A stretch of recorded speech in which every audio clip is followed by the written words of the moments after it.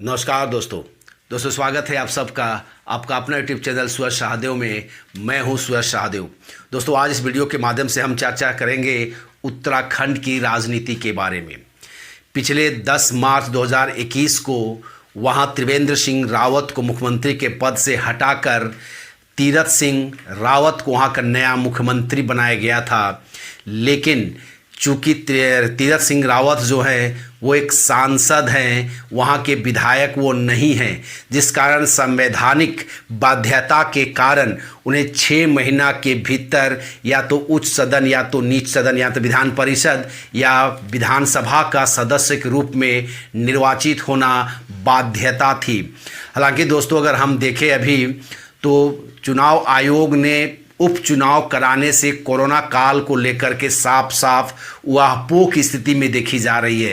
हालांकि ऐसा भी कहा जा रहा है कि तमिलनाडु के हाई कोर्ट में चुनाव आयोग के कुछ अधिकारियों के ऊपर में एक केस कर दिया गया है कि इस कोरोना काल में जिस प्रकार से चुनाव कराया गया उसका कोरोना फैलने की जिम्मेदारी का ठीकरा फोड़ते हुए एक केस कर दिया गया है। इसलिए कहा जा रहा है कि चुनाव आयोग अब फूंक फूंक कर कदम उठा रही है।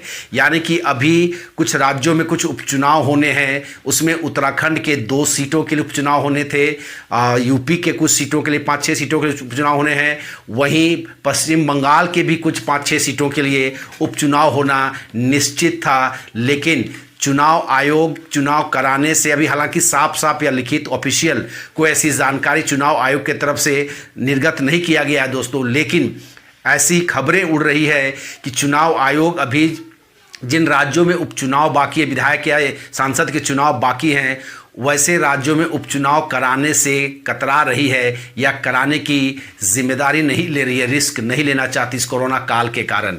अगर कोरोना काल के कारण चुनाव नहीं हो सकता है दोस्तों तो तीरथ सिंह रावत जी को विधायक बनना 6 महीना के अंदर विधायक बनना था, जो संभव नहीं था। इसलिए भाजपा ने उन्हें वहाँ बदलने की नीति अपनाई। हालांकि ऐसे भी कहा जा रहा है कि भाजपा ने तीरथ सिंह रावत के सौजन्य से या उसके नाम पर बंगाल के मुख्यमंत्री सुश्री ममता बनर्जी को टारगेट या निशाना बना रही है।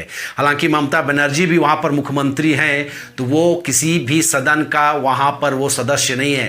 हालांकि बंगाल में उच्च सदन नहीं है, वहाँ पर विधान परिषद नहीं है, सिर्फ विधानसभा है वहाँ पर, जिसके कारण वो बैकडोर से सदस्य के रूप में चुना जाना उनका संभव नहीं है। अतः बंगाल में भी ममता बनर्जी को 4 नवंबर तक उसको किसी विधानसभा का सदस्य के रूप में चुनाव जीतकर निर्वाचित होना संवैधानिक बाध्यता है। अगर वो चुनाव नहीं होता, उपचुनाव नहीं हो पाता है तो उन्हें भी मुख्यमंत्री पद से इस्तीफा देना पड़ेगा। और कहा जा रहा है कि भाजपा ने तीरथ सिंह रावत को उसके बलि दे करके कहीं ना कहीं उनका निशाना पश्चिम बंगाल में ममता बनर्जी है दोस्तों।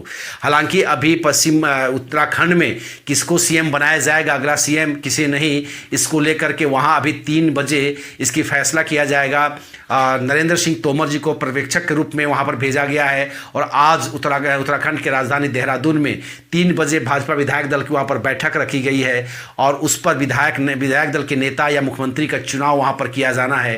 हालांकि ऐसे कयास लगाए जा रहे हैं दोस्तों कि फिर से त्रिवेंद्र सिंह रावत जो पिछले 3 महीना पहले उनको हटा दिया गया था, उन्हें ही पुनः फिर से मुख्यमंत्री बनाया जाएगा। चूँकि अगर किसी अन्य व्यक्ति को वहाँ पर मुख्यमंत्री बनाया जाएगा तो उसके पास बहुत कम समय होगा, 4 से 6 महीना का समय होगा और अगले ही साल उत्तराखंड में चुनाव होना है। भाजपा किसी नए व्यक्ति पर रिस्क लेना नहीं चाह रही है। हालांकि ऐसा भी कहा जाता है दोस्तों कि त्रिवेंद्र सिंह रावत चूँकि वहाँ 4 साल मुख्यमंत्री रहे थे और अच्छे काम किए थे, उन्हें सबकी जानकारी है। अगर उन्हें मुख्यमंत्री बनाया जाता है तो और जो चुनाव से पहले जो बेहतर काम जो उन्होंने किया था उनको और बेहतर तरीके से वो कर सकेंगे और भाजपा को चुनाव जीतने की गारंटी वो दे सकते हैं। हालांकि एक ऐसा भी कयास लगाया जा रहा है दोस्तों कि वहाँ पर चुनाव है तो उसके लिए एक फंड रेजर की भी ज़रूरत है।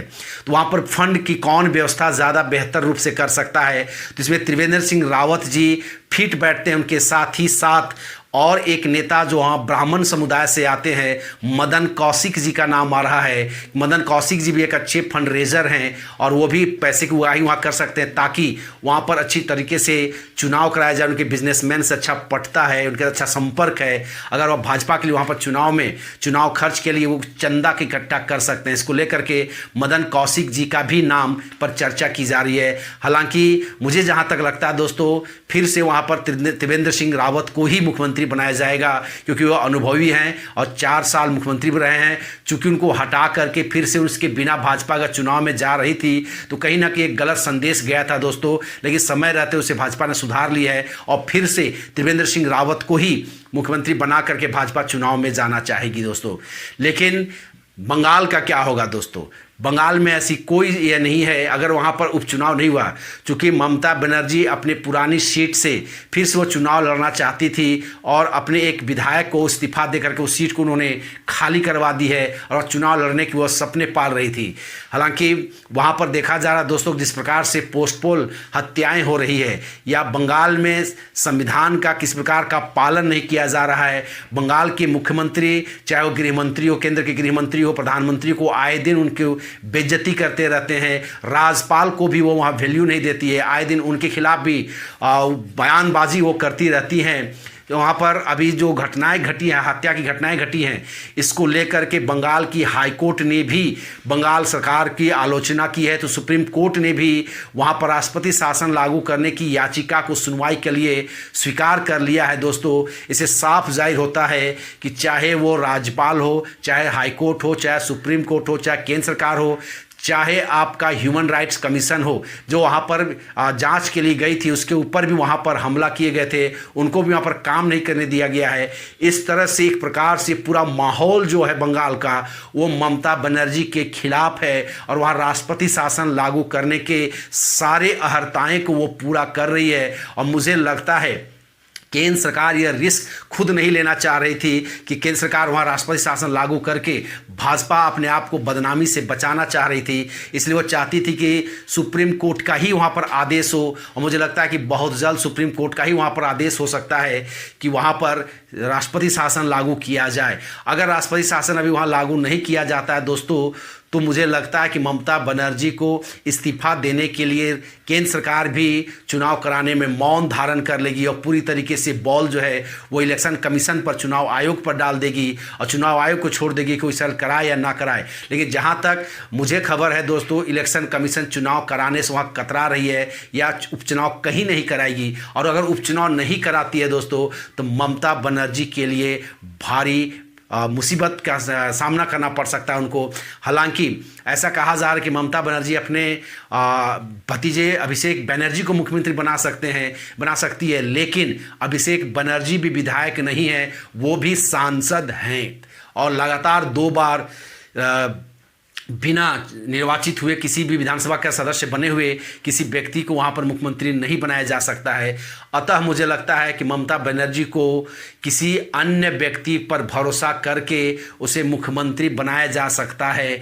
और हम सबको याद है दोस्तों, जिस प्रकार से बिहार में नीतीश कुमार जी ने अपने भरोसेमंद मांझी जी को जब वहाँ पर वो मुख्यमंत्री बनाए थे, लेकिन मुख्यमंत्री की सीट पर बैठते ही मुख्यमंत्री की सुख सुविधा का उपभोग करते हुए उनका दिमाग बदल गया और वो नीतीश कुमार के आदेश का पालन करने से साफ साफ इनकार कर दिया। लास्ट में नीतीश कुमार जी भी मजबूर होकर के उनको हटाए और फिर से वो मुख्यमंत्री बने थे। कहीं ऐसा ना हो कि ममता बनर्जी के स्थान में कोई और टीएमसी का विधायक मुख्यमंत्री बन जाए और आने वाले समय में उसे भी सुख सुविधा का आदी हो जाए वो, और वो भी इस्तीफा देने से इनकार कर दे, तो ममता बनर्जी के लिए और मुसीबत का सामना करना पड़ सकता है दोस्तों। देखना दिलचस्प होगा दोस्तों कि आगे चल कर के क्या होता है। अभी ममता बनर्जी के पास 3-4 महीना के नवंबर तक का समय है, लेकिन 4 या 5 नवंबर से पहले उन्हें चुनाव करा करके निर्वाचित होना संवैधानिक बाध्यता है। अदरवाइज वो मुख्यमंत्री बने नहीं रह सकती, उसको इस्तीफा देना ही पड़ेगा दोस्तों। अदर दोस्तों, इस पर किसी प्रकार का कोई भी डेवलपमेंट होगा मेरी नज़र बनी रहेगी और मैं आपके पास वीडियो लेकर आता रहूँगा। 3 बजे के बाद मुझे लगता है कि उत्तराखंड में भी नए सीएम का चुनाव हो जाएगा। उसको लेकर भी अगर हो सकता है तो मैं शाम को और एक वीडियो लेकर के आऊँगा। और तब तक के लिए दोस्तों आपसे निवेदन होगा, वीडियो अगर पसंद आए तो वीडियो को ज़रूर लाइक करें, दोस्तों के साथ शेयर करें, और अगर आप इस चैनल में नए हैं तो इस चैनल को ज़रूर सब्सक्राइब कर लें दोस्तों, ताकि मैं कोई भी नया वीडियो डालूँ तो उसका नोटिफिकेशन आप तक पहुँच जाए। तब तक के लिए दोस्तों नमस्कार, जय हिंद।